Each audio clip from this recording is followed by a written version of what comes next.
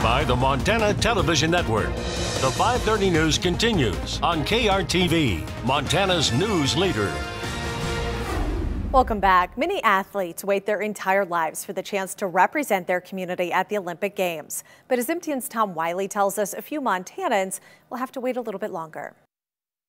In March, the International Olympic Committee made the decision to postpone the 2020 Summer Games in Tokyo to 2021 due to the COVID-19 pandemic. But for many Olympic hopefuls and qualifiers, it's a whole lot more complicated than just waiting another year. East Helena's Toby Erickson has always dreamed of competing in the Olympics.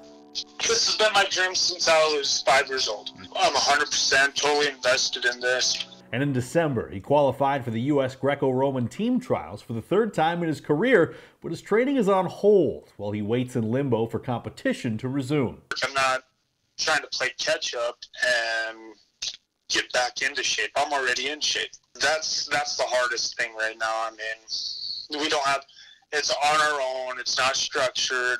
It's difficult to continuously challenge yourself. Erickson is one of Montana's most decorated international wrestlers, but he's been competing at the senior level for 12 years now. Recently got married and is starting to give thought to life after wrestling.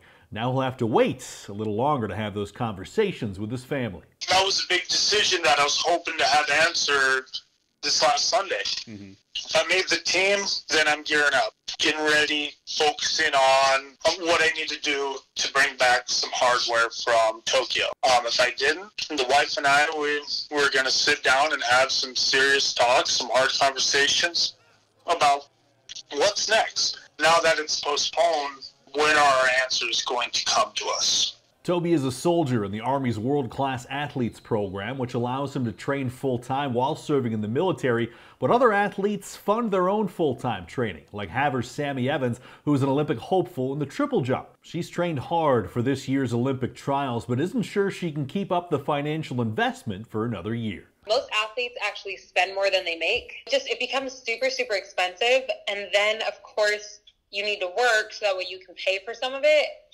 But you can't work too much, because if you work too many hours, then it's going to affect your training. Then you're either not going to be able to train certain days, or when you show up, you're going to be too exhausted. For more on the Olympic journeys of these athletes and more, visit montanasports.com. Reporting from home, Tom Wiley, MTN News. All right, thanks, Tom. And we're back with a final look at your forecast right after this.